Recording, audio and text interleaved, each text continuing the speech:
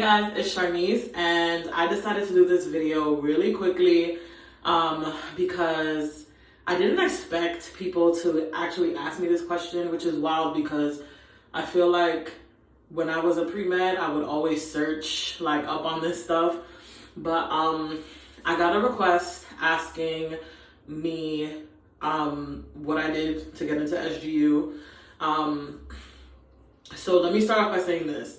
There are certain types of people who go to SGU, okay? So like the first type of person that goes to SGU is like your Caribbean student who is looking to do medical studies in the Caribbean. You also have Canadian students who either wanted to avoid the extremely rigorous process of applying to medical school in Canada and just went straight into SGU. You also have Canadian students who went and applied in Canada and ended up at SGU for certain reasons. And then there are American students from the US who saw SGU as their second choice, right? So obviously you want to exhaust all options. You want to apply to your US med schools, whether it's MD or DO. Some people apply twice. In my case, I did not. We'll talk about it.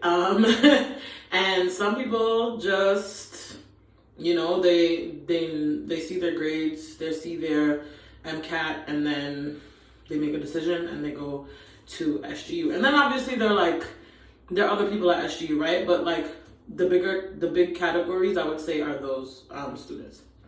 So me, I did undergrad. I was pre-med and undergrad. I did not finish all of my requirements. So, you know, you have the biochem, bio, psych soc, I didn't do, like stats, I didn't do, I did calculus, but I did chemistry. I was a chemistry and advanced double major, but I didn't finish all the requirements, right? So I went to a post-bac program and I finished up my requirements. So when I finished with undergrad and my post-bac program, I ended up with like a 3.3 GPA.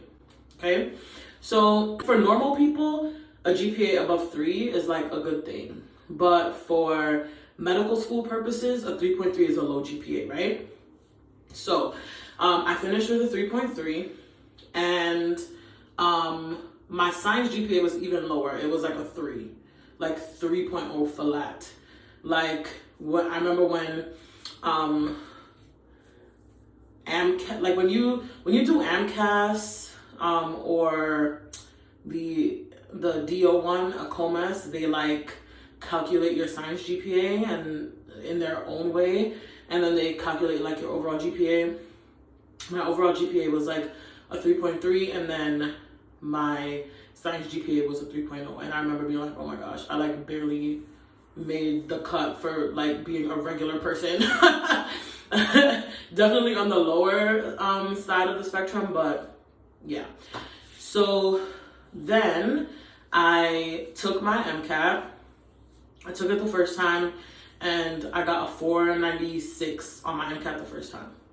And then I took it a second time and I got a 500. But by the time that I took it the second time, I had already applied. So I did undergrad, I did post-bac, I was a scribe for not long, maybe 6 months. And then I did research for a year and a half. No, I did research for 2 years. Did I do research for 2 years?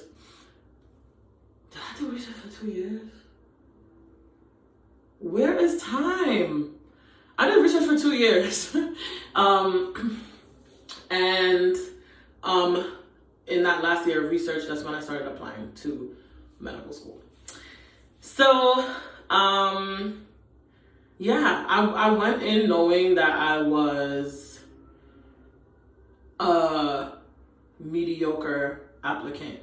Do I feel like a mediocre person? No, because I have so much experience. I know I'm a smart individual. These were just the numbers, right?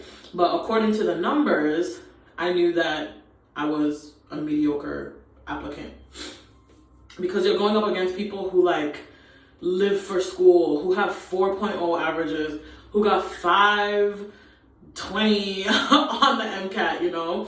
And I knew in my heart that I did not want to apply again. So I just applied. I applied MD and DO. And then in the end, I realized that I just wanted to go MD anyway. I didn't want to be a DO. And so I started looking at SGU. And I will say though that a lot of people apply to like the big five. I think it's like, or the big four: SGU, Ross, Saba, Antigua, and I think there's another one. But I only applied to SGU because I did my research, and I noticed that SGU had, like, in terms of like match rate, step one pass rate, affiliations with hospitals, SGU just seemed like my best bet. Like I wasn't worried about my future, because everyone talks about like Caribbean medical schools, like if you go there you're doomed, but really every year people graduate from Caribbean medical schools and they go into the medical field. So yeah, I decided on SGU, and there are two ways you can apply to SGU. You can use, they have like their own application, or you can do it through NCAS. So since my NCAS was already done, I just like uploaded my whole NCAS thing to their system. And then not long after, I want to say like, for me, 2 weeks after, they reached out and they said they wanted to interview me. My interview was like another 2 weeks. No, my interview was like a month after that. And then they got back to me really quickly, because I don't know if you know this, but like SGU takes people in like January, August, and they recently started taking people in April. I was supposed to be the inaugural April class, but then COVID came. But yeah, for me, it was a quick process. I know for some of my mentees, it wasn't as quick. I don't know if they're like, you know, peak times where there's maybe a lot of applicants and they're trying to go through a lot of different files or whatever, but it was quick turnaround for me. So I think I applied in like June, and I was accepted in September, early September, because I went to Mexico for my best friend's sister's wedding. So yeah, if we want to like keep everything in a nutshell, what I did to get into SGU, I did undergrad, I did a post-bac, I scribed, I was a medical scribe, I did research in diabetes, I made my application through MCAS, so that includes, you know, putting in your grades, your MCAT, getting your recommendations. Make sure you get, you know, good recommendations from people who like you and people who can speak on your behalf to your core competencies.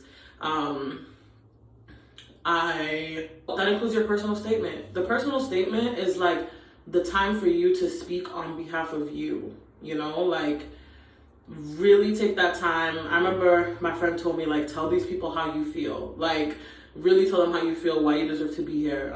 That's your time to shine. Everything else, like, everyone else is speaking for you. Your grades are trying to speak for you. This is the moment where I'm going to say your grades do not speak for you, okay?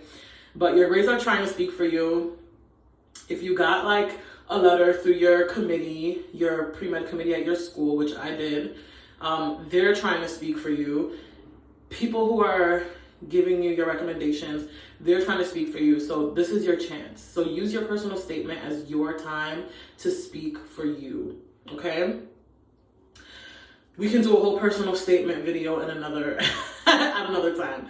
But yeah, I uploaded the MCAS, and then I did my interview, and here we are in my second year of medical school, going to be done in 7 months. I'm going to be done with my basic sciences in 7 months, and then I'll be going into my clinical rotations, my last 2 years. So, yeah, guys, I really hope that this video was helpful. I really love when you guys have questions. Like, I'm so happy that I use this channel to talk about my medical school journey as well, because like, I'm gonna be very honest, the people who I talk to most on my channel are people who have emailed me and like who are applying to medical school, or people who are like, from the time I did my MSAT video, there's someone who's like finishing up their first year at SGU, and like they still email me, and I'm like, this is like such a blessing. So thank you guys so much. Keep requesting videos. I love doing these for you guys. I'm not gonna lie, I'm like in the middle of my study break. So if I missed anything, just ask any questions down below, and I will talk to you guys soon. Bye.